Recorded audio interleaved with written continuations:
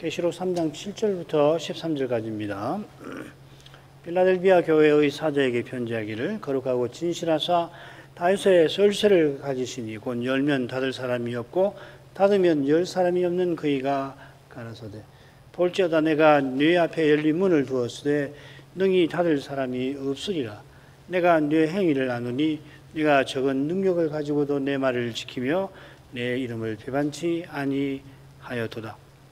보라, 사단의 회 곧 자칭 유대인이라 하나 그렇지 않고 거짓말하는 자들 중에서 몇을 내게 주어 저희로 와서 내 발 앞에 절하게 하고 내가 너를 사랑하는 줄을 알게 하리라. 네가 나의 인내의 말씀을 지켰은즉 내가 또한 너를 지키어 시험의 때를 면하게 하리니 이는 장차 온 세상이 마여 땅에 거하는 자들을 시험할 때라. 내가 속히 임하리니 네가 가진 것을 굳게 잡아 아무나 내 멸류관을 빼앗지 못하게 하라. 이기는 자는 내 하나님 성전의 기둥이 되게 하리니 그가 결코 다시 나가지 아니하리라. 내가 하나님의 이름과 하나님의 성 곧 하늘에서 내 아버지께로부터 내려오는 새 예루살렘의 이름과 나의 새 이름을 그 위에 기록하리라. 귀 있는 자는 성신이 교회들에게 하시는 말씀을 들을지어다. 주님께서 필라델비아 사자에게 내가 네 행위를 아신다 하시고 바로 이어서 볼지어다 하시며 그의 앞에 열린 문을 두었다 하셨습니다. 주님께서 아무도 닫지 못하는 이 열린 문을 친히 두신 덕분에 이 필라델비아 사자와 교인들은 그 나라의 능력을 받았습니다. 그들이 겸손히 성신을 의지하여 주신 이 능력을 발휘할 때에 주님의 말씀을 지켰고 주님의 이름을 부인치 아니하였습니다. 그들의 눈앞에 펼쳐진 현실은 말씀과 심히 어긋나 보이고 어쩌면은 당시 많은 교회처럼 살기 위하여 주의 이름을 부인해야 할 그런 현실이었는데 그들이 겸손히 주님을 향한 믿음과 사랑을 드러냈던 것입니다. 이런 필라델비아 사자에게 약속의 말씀을 이어 주십니다. 9절로 가겠습니다. 보라, 사단의 회 곧 자칭 유대인이라 하나 그렇지 않고 거짓말하는 자들 중에서 몇을 내게 주어 저희로 와서 내 발 앞에 절하게 하고 내가 너를 사랑하는 줄을 알게 하리라. 다시금 보라, 볼지어다 같은 말입니다. 이두라는 말인데 보라 하고 약속하십니다. 8절처럼 지금도 주님께서 중요하게 생각하시는 일에 관하여 말씀을 이어가시는 겁니다.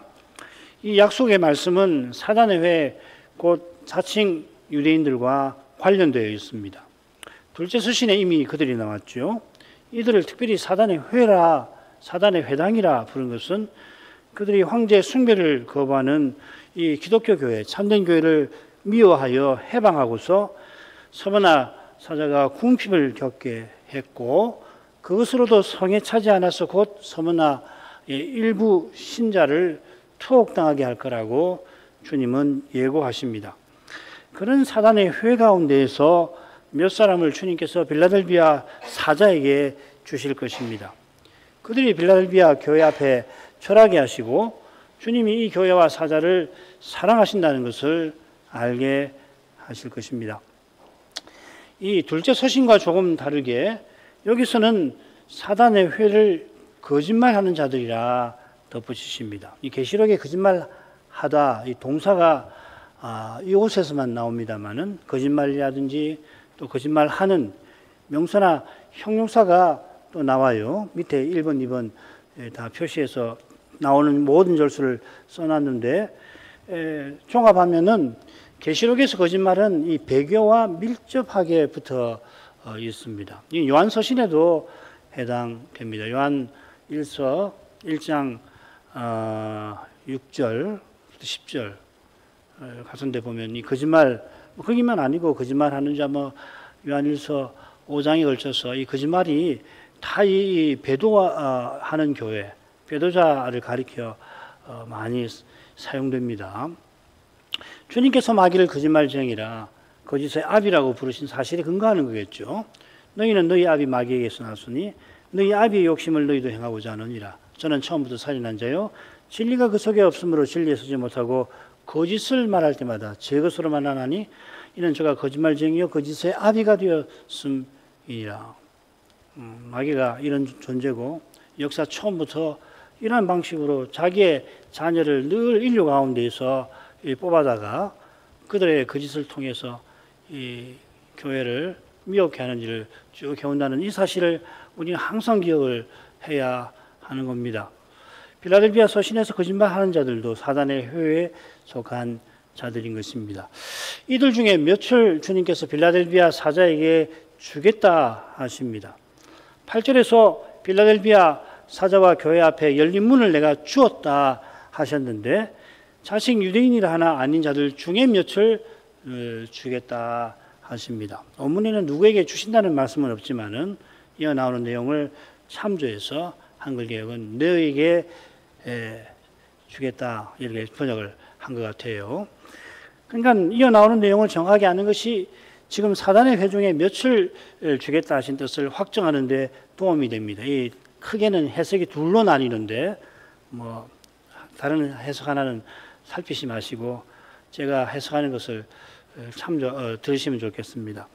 주님께서 저희로 와서 네 발 앞에 절하게 하고 내가 너를 사랑하는 줄 알게 하리라 하십니다. 이 표현은 이사야의 유명한 예언의 말씀들을 인용한 것 말씀 같아요. 이사야 45장 14절 보면은 애굽, 구스, 스바 조속들이 다 너게로 와서 내게 속할 것이요 그들이 너를 따를 것이니 사슬에 매여 건너와서 내게 굴복하고 간구하기를 하나님이 과연 내게 계시고 그 외에 다른 하나님이 없다 하리라 하시니라. 49장 23절 열왕은 내 양부가 되며 왕비들은 내 유모가 될 것이며 그들이 얼굴을 땅에 대고 내게 절하고 내 발에 티끌을 핥을 것이니 네가 나를 여호와인 줄 알리라. 64장 14절 너를 괴롭게 하던 자의 자손이 이방인입니다. 몸을 굽혀 내게 나아오며 너를 멸시하던 모든 자가 내 발 아래 엎드려 너를 이끌어 여호와의 성읍이라 이스라엘의 거룩한 자의 시온이라 하리라. 전에 이방인이 언약 백성을 멸시하고 심지어 사로잡아 갔는데 장차는 반대로 언약 백성이 그들을 사로잡고 섬기게 할 거라 하는 말씀이죠. 이건 뭐 우리가 이미 압니다마는 실제로 이스라엘이 열방을 정복을 해서 섬기게 만들 것이다 하는 말씀이 아니죠. 이게 세대주의자하고 많이 다른 점인데 구약의 많은 예언이 장차 이방인이 이스라엘 백성에게 와서 함께 여호와를 섬길 일을 교훈하는데 방금 인용한 이 세 예언도 이런 큰 교훈에 비추어 해석해야 옳은 겁니다. 자, 그런데 흥미롭게도 주님께서는 이방인 교회에게 약속을 하시면서 자칭 유대인들 중에 몇이 이방인 교회에 와서 그들 앞에 절하게 할 거라 하십니다. 자칭 유대인들이 실은 사단의 회에 해당이듯이 그리스도를 믿는 빌라델비아 신자가 내면적 유대인, 참 이스라엘이죠. 자칭 유대인이 사단의 회가 되어 교회를 핍박하는 것은 여호와와 그리스도를 대적하는 열방이 되어 버린 겁니다. 오늘 오전 낭독한 시편 2장 1절부터 3절 말씀이죠. 그런 영적 열방 중에서 몇이, 그러니까 유대인이 언약을 저버렸기 때문에 이제 이방인이 되어버린 거란 말이죠. 대적하는 열방이 속하게 됐는데 그들 중에 몇이 이 이방인 교회에 와서 그 앞에 절하게 하겠다 하시는 겁니다. 이 절한다는 이 동사 프로스퀴네오라는 이 단어가 2절을 제외하고 요한계시록에서는 항상 하나님을 경외하든지 짐승을 숭배하는 데만 사용됩니다. 예수님께서 오게 하셔서 빌라델비아 사자와 교회 앞에 절하게 하신다 하셨으니까 설마니 그들 들어 신자를 경배하게 하신 건 절대 아니겠죠. 요한이 계시를 자기에게 전달하는 천사의 발 앞에 경배하려고 할 때에 그의 천사가 오직 하나님께만 경배하라. 나는 너와 똑같이 하나님을 섬기는 종이다. 경배는 하나님께만 하라 하였습니다. 이사야의 예언에 나오듯이 전에 교회를 멸시하고 핍박하는 이들이 돌이켜 겸손해져서 이방인 신자들을 높이게 하시는 것을 뜻하는 겁니다. 또한 겸손해진 그들이 주님께서 이방인 신자들을 사랑하신 것을 알게 하실 겁니다. 주님께서 내가 참으로, 여기 보면 애고 내가 참으로 너를 사랑했다고 표현하십니다. 계시록에 이 사랑한다는 말이 의외로 적어요. 4번 나오는데 한 번은 신자가 자기 생명을 아끼지 아니한, 사랑치 아니한 사실에 쓰이고, 그러니까 순교한단 말이죠. 나머지는 주님이 우리를 사랑하시는데 3번 쓰입니다.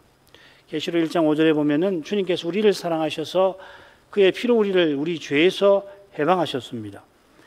마지막 순간에 원수들의 군대가 사랑하시는 성을 에워쌀 때 주님께서 하늘에서 불을 내려 심판을 하시는데 사랑하시는 성이라 불렀습니다. 두 경우 모두 우리 주님이 우리를 얼마나 사랑하시는지를 잘 드러냅니다. 지금 주님께서 어떻게 빌라델비아 사자를 사랑하셨는지는 잘 알기 어렵습니다. 아마 이 사자가 주님만 바라보며 그분의 말씀을 지키고 주님의 이름을 배반치 아니한 고난의 현실과 관련될 겁니다. 전에 그들이 이방인 교회를 미워하고 핍박했을 때 그들이 잠잠히 고난당하는 그런 모습을 핍박하면서 조롱했을 텐데, 멸시했을 텐데, 이제는 그때 그 모습을 기억하면서 고난받는 신자들을 향한 주님의 사랑이 얼마나 신비한 것인가, 참 위대한 것이었구나, 그걸 깨닫게 하시겠다 하는 뜻이겠습니다. 3장 10절 상반절, 네가 나의 인내의 말씀을 지켰은즉, 이 말씀은 8절에 나오는 말씀을 요약한 걸 겁니다. 거기 내 말을 지켰다 하셨는데 다시금 내 말을 네가 지켰다 하십니다. 아울러 주님의 말씀을 특별히 인내의 말씀, 내 인내의 말씀이라 하시면서 8절에 명시되지 않고 암시된 내용을 우리가 오전에 네가 지원 능력을 가지고 있다 하는 표현에서 짐작해 봤죠. 교회에 주시는 말씀을 인내의 말씀이라고 하셨습니다. 이게 무슨 말씀인가? 그러기 위해서 계시록에서 인내의 용례를 한번 보십시다. 인내를 다 찾아보면 셋으로 정리가 돼요. 요한이 예수의 환난과 나라와 인내에 동참했다 하였습니다.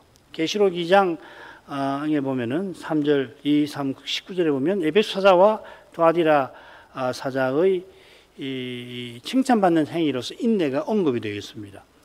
그리고 나머지 2번은 적그리스도의 미혹과 핍박을 견디고 이기는 성도의 인내를 특별히 말씀하십니다. 그러니까 이 계시록에서 인내는 크게 예수님의 인내와 신자의 인내 둘로 구분이 되는 것이죠. 그런데 요한의 경우에 보면서 볼 수 있는 것처럼 교회의 사자나 성도와 더불어 요한이 드러낸 인내가 실은 예수의 인내에 동참한 것이라는 것입니다.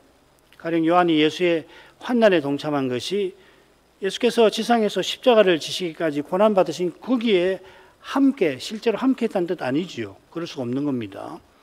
그가 지금 계시록을 쓰고 있는 이 반모섬도 바울이 말하는 그리스도의 남은 고난에 참여한 것입니다. 이 고난이 7죄인 중에 5죄인에서 순교당한 영혼들이 하나님께 알고자 한 그 비밀의 내용이기도 하죠. 이 신비를 깨닫는 과정을 일러서 인내라고 부르는 겁니다. 바울이 환난 중에 즐거워하는 이유를 환난이 인내를 낳는 데 있고 결국 인내는 소망을 낳는 거기에 있다 하지 않았습니까? 우리가 환난을 당하는데 환난 중에 즐거워한다 했단 말이죠. 세상에 환난 중에 즐거워한다는 게 이게 우리가 쉽게 말해서 그렇지 이게 얼마나 놀라운 일이에요. 왜 그렇게 할 수 있나? 환난이 인내를 낳고 이 인내가 결국은 이 소망을 낳는 까닭에 우리가 환난 가운데서도 즐거워할 수 있다. 즐거워하게 하신다 이 말이죠. 비슷하게 바울은 구약 성경을 인내와 안위의 성경이라 하고 하나님도 인내와 안위의 하나님이라 고백하면서 이 하나님이 구약 성경을 통해서 신약 교회에 우리를 교훈하신다 로마서 15장 4절에 표현하였죠. 인내와 안위의 하나님께서 교훈하시는 내용이 뭔가 예수 그리스도를 본받아 하나 되는 것이라 15장 3절에 밝혔습니다. 그러면 그리스도를 본받는 것은 구체적으로 15장 5절일 겁니다. 그러면 그리스도를 본받는 것이 구체적으로 무엇이냐? 3절에 나오는데 그리스도께서 십자가에서 비방받으신 것, 고난받으신 것을 본받으라 하였습니다. 로마 교회가 주님의 이 고난에 참여할 때 그 교회의 문제, 약한 자와 강한 자의 문제를 해결할 수 있다 하고서 15장 마지막에 첫 부분에서 사도가 해결책을 내는 거 아니에요? 이 문제가 로마서 14장 1절부터 시작해가지고 15장 6절까지인가요? 한 단락인데 그 내용을 말하는 겁니다. 그리스도께서 위하여 목숨 버리신 형제라는 표현도 쓰지요. 이런 구체적 현안은 우리가 하나님의 상속자가 되어서 그리스도와 함께 영광받기 위하여 그리스도와 함께 고난받아야 한다는 교훈의 실제적 적용입니다. 로마서를 반으로 딱 접으면 8장이 나오고 그리고 8장 이 17절이 거의 한가운데 나오는 말씀 아니에요. 신자가 당면한 현실에서 그리스도의 고난에 참여하면 필연 이 고난의 무게를 인내해야 견뎌야 합니다. 그것이 연약한 인생에게 염려와 근심을 안겨줍니다. 스스로 견뎌내지 못하는 무게입니다. 그러나 모든 지각을 초월하는 평강을 맛보는 그 길이죠. 게다가 이 빌립보서 4장 6절 7절이 바로 이 교훈 아닙니까? 육의 몸을 지닌 인생이라 죄와 죽음의 현실에서 염려의 짐에 늘 짓눌리지만은 그리고 스스로는 견디기 힘들어하지만은 그런 현실에서 마땅히 구할 것을 감사함으로 아뢰게 될 때 성신께서 우리 안에서 그런 일을 하신단 말이죠. 말할 수 없는 탄식으로 우리를 위해서 간구하실 때에 그 성신의 가르치심과 인도하심을 받는 교회와 신자는 마침내 마땅히 구할 것을 깨닫고서 그것을 감사함으로 아뢰면은 그때 사람의 생각을 넘어서는 평강이 하늘에서 임한다 하는 말이죠. 이게 주님께서 다시 오시는 순간까지 지금 여기서 믿음으로 살아가는 삶의 실제입니다. 놀라운 현실이죠.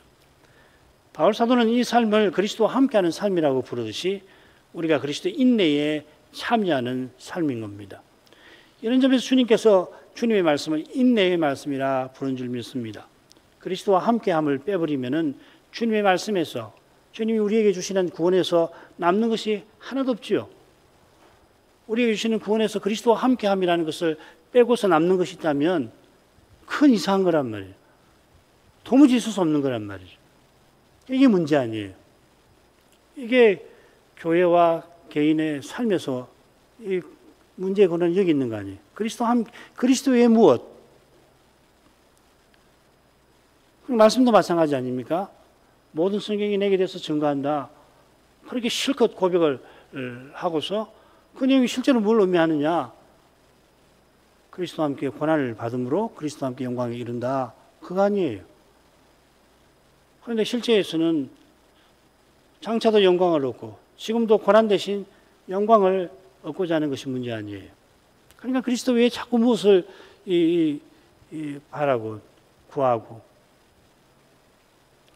이것이 제가 아무리 성경을 연구하고 또 연구해도 이게 맞아요.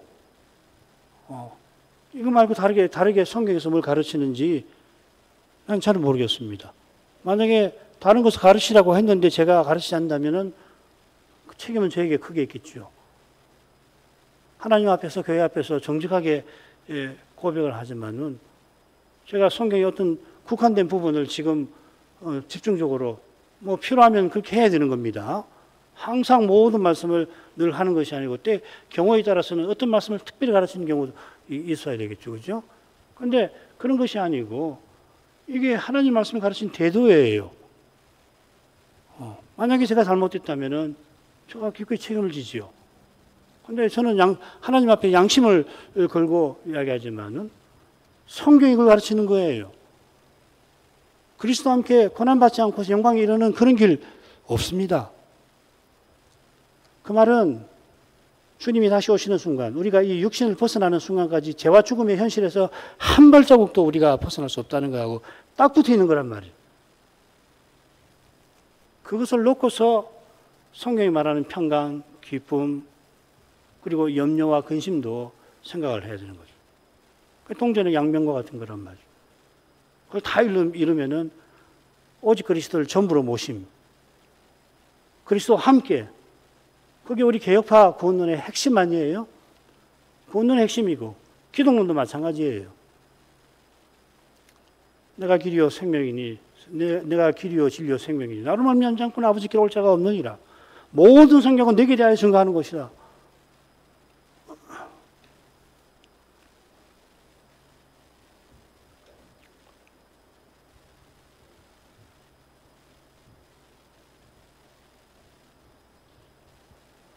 이것이 필라델피아 사자와 교회가 적은 능력을 간직하고 있다 하고서 주님이 칭찬하신 뜻이기도 합니다.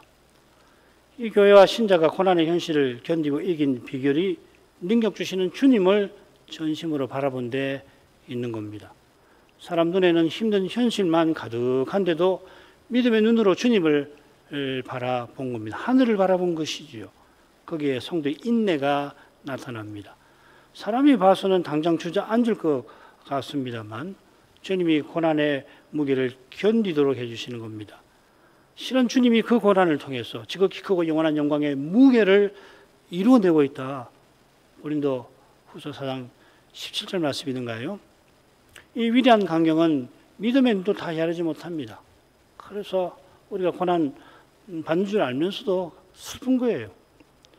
그냥 눈물이 마르지 않고 마음에 염려와 근심이 늘 깃드는 겁니다. 하루를 시작할 때 하나님 말씀을 듣고 하나님께 아뢰면은 그 하루 앞에 하루가 시작되는 그 고요한 시간에 거기 죄와 죽음의 현실이 쫙 펼친단 말이에요.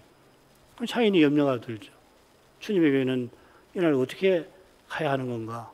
주님의 교회는 이 시대에 지금 오늘은 어떻게 될 건가? 그런 생각이 든단 말이에요. 이런 현실을 과연 우리가 견뎌낼 수가 있을 건가? 이 시대는 더욱더 어려워질 텐데 어떻게 갈 수가 있단 말인가? 그런 마음은 자기도 모르게 그런 생각이 다 밀려오잖아요. 진실하신 분께서 이 연약한 인생을 신실히 날마다 붙들어 주시는 겁니다. 10절 하반절로 가겠습니다. 내가 또한 너를 지키어 시험의 때를 면하게 하리니 이는 장차 온 세상에 임하여 땅에 가는 자들을 시험할 때라. 주님이 인내의 말씀을 지킨 빌라델비아 사자를 내가 또한 지키겠다고 주님께서 약속하십니다. 우리가 지금 여기서 행한 대로 주님께서 장차 보응하신다는 그 말씀과 같은 거죠. 주님은 특별히 이 빌라델비아 사자와 교회를 시험의 때로부터 지키실 겁니다. 이 시험의 때를 뭐라고 하느냐면 장차 온 세상에 임하여 땅에 거하는 자들을 시험하는 때라 하셨습니다. 시험 당하는 이가 명시되었는데 땅에 거하는 자라고 했고 이 땅에 거하는 자라고 하는 이 표현이 11번 나옵니다. 이건 좀 더 말씀드릴게요. 두 군데서는 교회와 신자를 핍박하면서 즐거워하는 자들, 굉장히 악한 사람들이죠. 그냥 죄인 아닙니다. 교회 신자를 자기가 직접 핍박하면서 핍박당해서 고통당하는 교회를 보면서 이 즐거워하는 그런 사람들입니다. 그 다음 4번은, 하나, 5번이네요. 14절 2번 나오니까. 미혹되어서 적그리스도를 숭배하며 섬기는 자들입니다. 그리고 2번은 하나님의 심판을 받아 멸망할 자들이라 이렇게 되었습니다. 그러니까 땅에 거하는 자들은 그저 믿지 아니냐 하는 정도가 아니고요. 사실은 이 땅이라고 하는 게 뭘 가리키냐 하는 것이 이 계시록에서 굉장히 중요한 주제고 과거론자들은 이 땅을 이스라엘이라고 다 해석합니다. 땅에 가는 자들은 이 배도하는 유대인이라고 못 박는데 그건 너무 좁은 해석 같습니다. 그렇지만은 여기 땅에 거하는 자들은 그냥 안 믿는 사람들이 아니고 배도하는 사람들. 배도하는 사람이라고 하는 것은 그리스도를 고백하는 사실이 있는 사람이죠.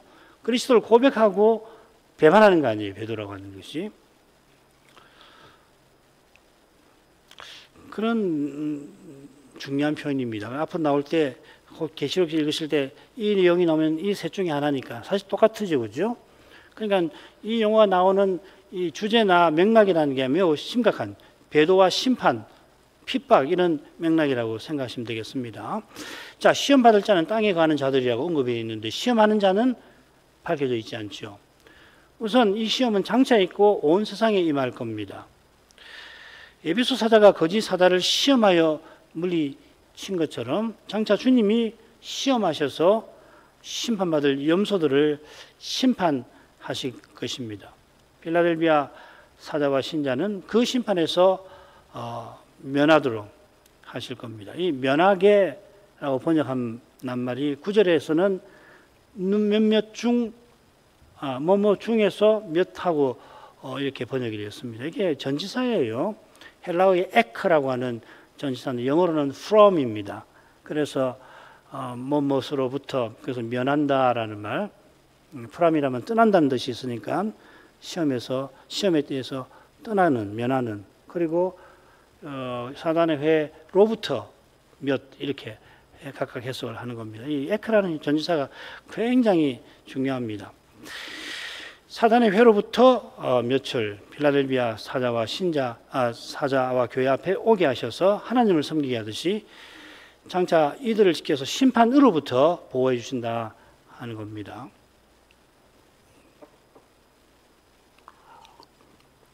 성경이 얼마나 정교하게 기록되어 있는지 모릅니다. 사실은 번역을 하니까 이런 공통점을 우리가 식별하기 어려운데, 가능하면 표시를 해놓고서 왜 이런 표현을 이렇게 썼을까? 굉장히 이 빌라델비아 서신에도 많잖아요, 그죠? 그게 해석하는데 굉장히 도움이 됩니다. 자, 주님의 명령으로 가죠. 내가 속히 이 말이니 네가 가진 것을 굳게 잡아 아무나 네 멸류관을 빼앗지 못하게 하라. 주님이 내가 속히 이 말이라 하시면서 명령하십니다. 내가 속히 이 말이라. 매주 말에 3번 나온다고 말씀드렸죠. 내가 속히 이 말이라. 계시록을 비롯한 모든 계시의 최종 목표가 주님의 재림임을 보여줍니다. 이 목표가 창세 이래로 하나님의 구성 역사의 완성이기도 합니다. 이 목표를 제쳐놓고 계시나 구원 역사를 말해서 안 됩니다. 이는 우리가 늘 다시 오시는 주님을 바라야 한다는 뜻이기도 합니다. 다시 오시는 주님을 바라지 아니하는 마음은 필시 눈앞의 현실에 매여서 세상 행복을 허망하게 바라게 되는 겁니다. 요컨대 다시 오시는 주님을 바라는 것은 그때까지 늘 주님을 바라보는 것입니다. 주님께서 무려 2000년 전이나 이전에 내가 속히 오리라 하고서 아시아 교회와 사자에게 말씀하신 것이 결코 시대착오적인 게 아닙니다. 그 시대에도 역시 적실한 말씀이고 우리 시대에도 역시 그럴 뿐만 아니라 역사의 끝에 이를수록 더욱더욱 적실해지는 겁니다.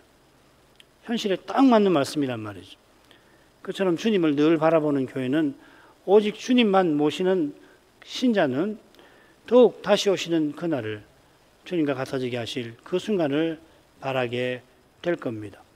이런 심정과 태도로만 우리가 그리스도의 몸과 지체다롭게 존재하고 존립하는 겁니다.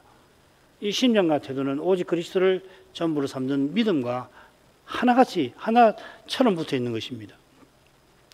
주님께서 속히 오리라 하신 뜻은 죄의 현실을 놓고 보면 선명해집니다. 속히, 신속히, 이건 그저 시간관념만 담는 건 아닙니다. 진실하신 분이신 주님이 속히 언약을 이루려 하시는 그 간절한 심정을 헤아려야 한다는 겁니다. 아버지께서 그리스도 보내실 날과 때를 아신다 하셨습니다. 아시니까 정하신 게 분명하죠. 만사가 하나님이 미리 정하신 대로 일어나지 저절로 생기거나 사람의 뜻대로 이루어지지 않습니다. 하나님께서 그날과 그 때를 아신다는 것은 아울러 어떻게 그날이 이르게 하실지 알고서 그처럼 행하신다는 뜻입니다. 이 사실과 관련해서 바울은 그리스도의 남은 고난을 채운다라고 교훈하고 있습니다. 그리스도의 고난이 있어요. 우리가 그리스도와 함께 받는 고난이 있는데 그게 남아있는 겁니다. 분량이 있어요. 그게 다 채워지는 그날 주님이 재림하시는 거죠. 계시록 6장에서는 순교자의 수가 차기까지 기다리라 같은 말씀이에요. 순교당할 자가 있는데 그 수가 다 채워지면 내가 이 핍박하는 원수들을 멸해버리실 거다 말씀하셨잖아요. 그런데 바울은 남은 고난을 채운다고 표현하는 겁니다. 그리스도와 함께 고난받을수록 그리스도와 함께 영광 누리는 날이 가까워진다 하는 겁니다. 운명론과 다르죠, 그죠? 자꾸 운명론처럼 생각하면 안 됩니다. 하나님 재림하실 날은 정해졌고 내가 뭔 짓을 하더라도, 교회가 어떻게 하더라도 그날은 온다. 그게 틀리진 않지만 정확하지 않단 말이죠. 그걸 안다면은 교회는 믿음의 길에서 기꺼이 고난을 받고 신자도 그런 삶을 살기를 힘써야 하는 겁니다. 그러면 그만큼 그 시간은 단축되는 거라고요. 내가 속히 이 말이라 하시는 주님의 그 심정을 헤아린다면 그러면 주님의 명령을 기꺼이 받들고자 하게 될 겁니다. 네가 가진 것을 굳게 잡으라 명령하십니다. 네가 적은 능력을 가지고 있다 하신 말씀을 살피면서 이 명령을 이미 생각했죠. 이 명령은 오직 그리스도를 전부로 모시라는 뜻입니다. 그 길은 필라델비아 사자가 말씀 전하고 전한 말씀을 교회가 받는 데서 열리겠죠. 네가 가진 것이 문맥상 적은 능력을 가리킵니다마는 이 능력은 오직 사도적 전성을 전하고 받는 데서 얻는 겁니다. 예배에서 하나님 말씀을 전하고 받는 바로 거기서 얻는 거라는 말이죠. 거기서 우리가 그리스도의 새 생명을 받을 뿐 아니라 받은 생명을 드러내는 지혜와 그 생명을 발휘하는 힘을 계속 얻는 겁니다. 이는 내가 그리스도와 함께 십자가에 못 박혀서 죽어서 이제 내 안에 그리스도가 사시는 이 신비한 사역, 진리를 깨닫게 될 때 나를 위하여 자기 목숨 버리신 그리스도를 위하여 그리스도를 믿는 믿음으로 살아가는 바로 그것이죠.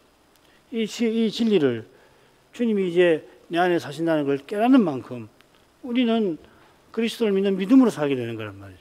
이게 딱 둘이 붙어 있는 거죠. 그렇죠? 이 사실을 모르면은 이 그리스도를 믿는 믿음으로 살 수가 없는 거예요.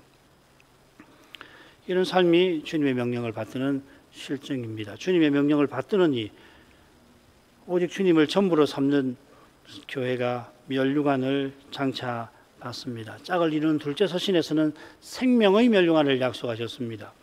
영원한 생명 주신다는 건데 면류관이라 하신 뜻이 깊습니다. 그 뜻은 인내 말씀을 지키는 것, 그리고 신령한 전쟁에서 이기는 것과 관계되었습니다. 그런 자들에게 면류관을 주시는 거죠.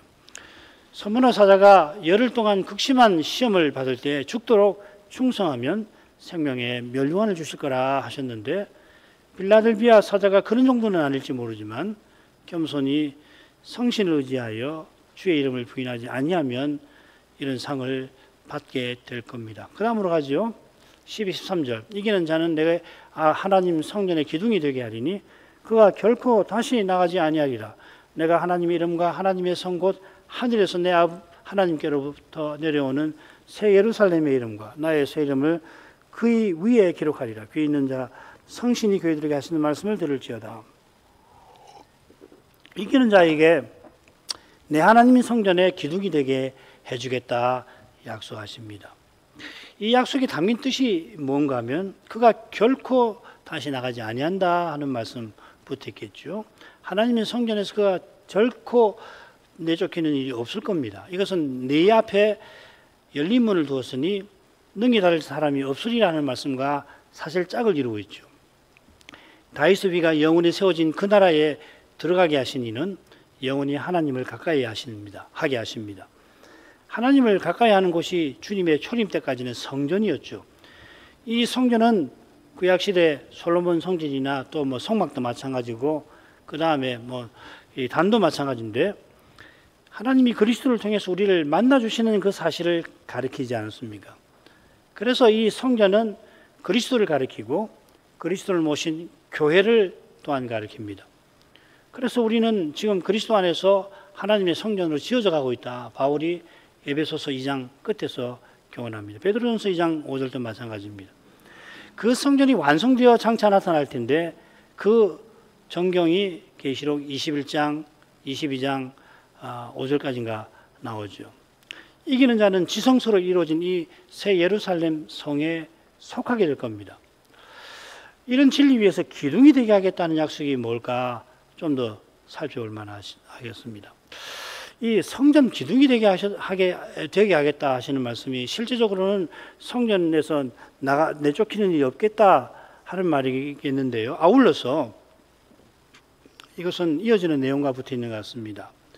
주님께서 이기는 자 그의 위에 이름을 기록할 거라 하셨죠. 이 약속은 솔로몬 성전의 두 기둥에 여호와의 이름이 새겨져 있는 사실을 떠오르게 합니다.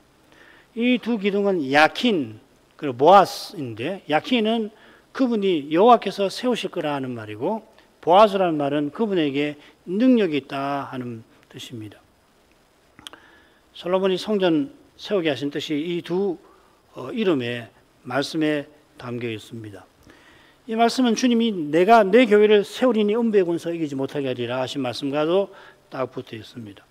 솔로몬 성전이 이스라엘의 배도로 무너졌고 포로 위에 다시 세운 성전도 역시 마찬가지였습니다.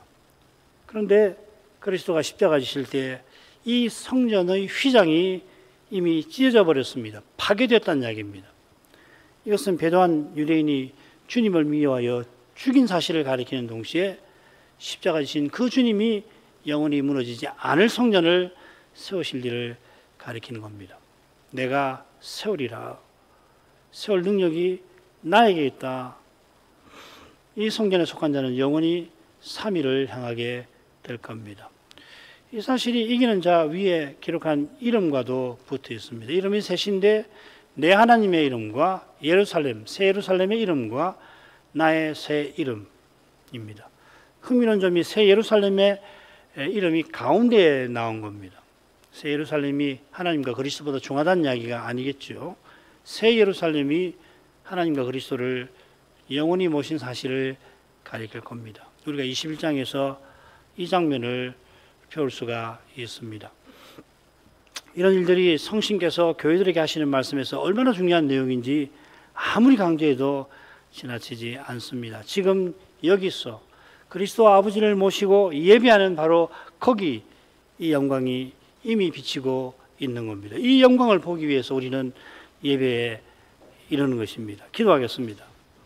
거룩하신 아버지, 빌라델비아 사자와 교회가 적은 능력을 간직하고 있는 까닭에 능력 주신 주님만 순전하게 의지하고 살아가는 까닭에 사단의 회에 속하던 몇을 이 교회에 오게 하시고 이 교회의 사자 앞에 절하게 하시며 주님이 이 교회와 사자를 사랑하시는 사실을 알게 하겠다 약속하십니다. 사단의 회가 소문나 교회를 미워하고 해방하여서 그 교회의 사자를 궁핍하게 만들었고 곧 여러 사람을 옥에 던져 시험받게 할 것이라 하셨는데, 그렇게 악하고 악한 일을 행하던 그들 중에서 필라델비아 교회와 사자 앞에 두신 열린 문으로 들어가는 이가 있게 하신 것은 우리 주님이 얼마나 큰 능력을 지니신 것을 우리에게도 잘 보여줍니다.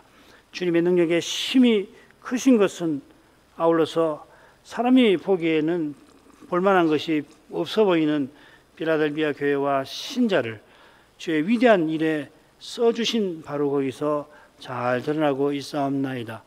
이 신비를 저희가 깨닫게 하시옵소서. 깨닫는 그 길은 사람의 힘과 꾀를 늘 부인하는 데에서 인생이 하나님 앞에 무엇인지를 알고 겸손히 성신을 의지하는 데서 열리는 줄 믿습니다. 하나님 아버지, 이 말씀이 이 시대에 얼마나 절실한지 아시옵나이다. 택하신 교회들과 신자들을 긍휼히 여겨 주시옵소서. 예수님 이름으로 기도합니다. 아멘.